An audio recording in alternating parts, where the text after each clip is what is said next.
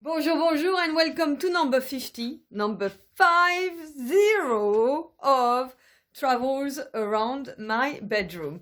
So I'm continuing on the theme of France, and today, as I promised you in my last video, I'm going to take you up north, actually northeast, and we're going to the Alsace. So let me put that little thing on. Brilliant. Right, that would actually help. So let me show you where Alsace is. So here you are. I'm taking you to this little bit here, yes, of France. And the Alsatians are very well known for being very disciplined. And the reason for that is because they are very close to Germany.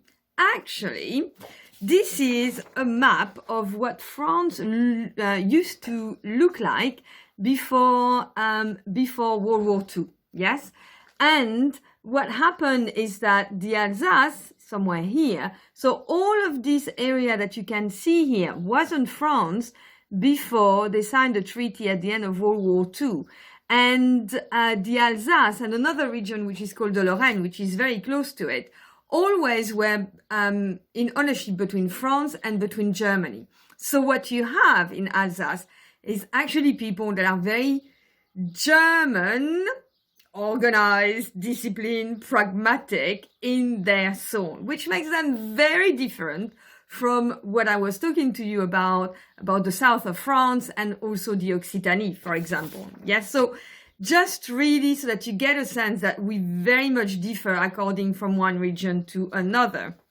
Even if you're watching us from the States, and the States is really, really large, and you will have that. Even in France, it's much smaller, but we have a strong sense of all these regional differences. So another thing that is very different as well in Alsace is the architecture of the houses. So here are some of the pictures of the houses. You can see that it's like being in a chocolate box, and it's just really, really fairy tale-like. And you can see that they all have timbered houses. And the particularity of these half-timbered houses are these roofs. So you will know that if you have been to places where it snows, those roofs are 60 degrees because it stops the snow from actually accumulating, yes? And it's easier for the snow to fall off. So the architecture is completely in response to the weather and the climate. These are these are really traditional, and you will have houses like that in the Lorraine actually and in Alsace, but not anywhere else. One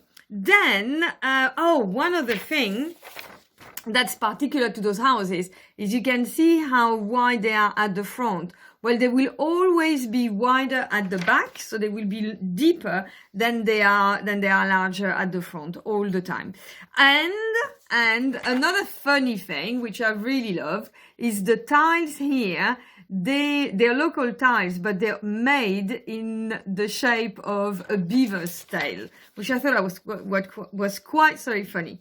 One particularity of the Alsace as well is the storks. There are loads of storks that migrate through the Alsace. So you have loads of chimneys, and here you have a typical chimney from the Alsace. And I love storks. The most storks I ever saw in my life actually was in Algeria, which was completely out of the blue because I really wasn't expecting to see storks in Algeria.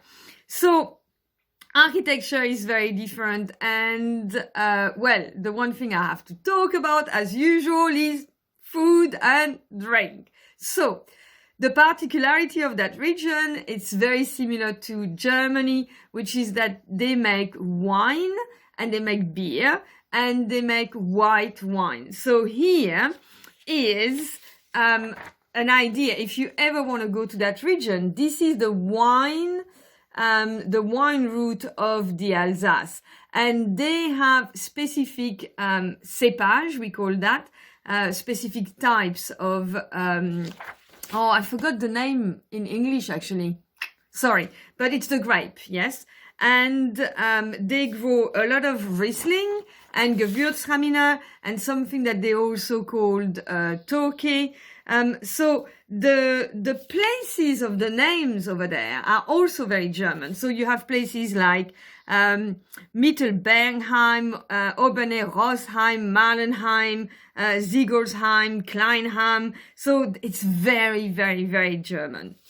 And of course, the one thing that's also important is that they have a place called Strasbourg, and Strasbourg is one of the capital of the European Union. So you have loads of people who live there, commute between Brussels and Strasbourg as well. So, what more? Of course, the beer. Very, very, very important. So all of you will have heard of probably the most well-known beer from the Alsace, which is called the Kronenbourg. And in French, we actually call it Lacro. Here, I've raided my brother's alcohol bottle and cans as well collection. So we have the Kronenbourg. It's not very well known for having a good taste, but it's pretty cheap. It's kind of low grade beer, yes. Then you will know probably the 1664, la 1664. That's a bit posher. And then you will have some more kind of, I would say, homemade beer, older beer. And this one is also produced by Kronenbourg, but it's called Maître Canter, Master Canter. Another beer that's very well known is called Meteor. And here we are. Ta-da-dum. Obviously, my brother, I don't think, well, actually, he probably drank all of that, but I know he raided a lot of bars to make sure that he could grow his collection. So, to drink that, you must have food, yes? And again, you have special dishes in Alsace that you don't find anywhere else. Very German influence. The one thing that's not going to surprise you is that they have sauerkraut. And in French, we call it choucroute because chou it means cabbage, actually, and of course it's made with cabbage. And it's made with this thing here that you can see, which is called a sausage of Strasbourg, saucisse de Strasbourg, which is a red sausage that is red because it's made with paprika. But in a choucroute, which my mother actually makes once a year from scratch, you would have a kilo of cabbage, you will have lard, you will have bacon, like 350 grams of bacon. I researched the recipe. You will have something which is called palette, beef palette. Then I would say lard, juniper. So actually, can you see the little thing here? This is the juniper, and that is very popular in the region. It gives a really lovely taste to it. Onion, laurel, Riesling, of course, a white wine, potatoes, and 4 sausages, not one more, of Strasbourg. Another really well-known dish as well from that region is called a Flammkuchen. And it's basically, it looks like a pizza, yes.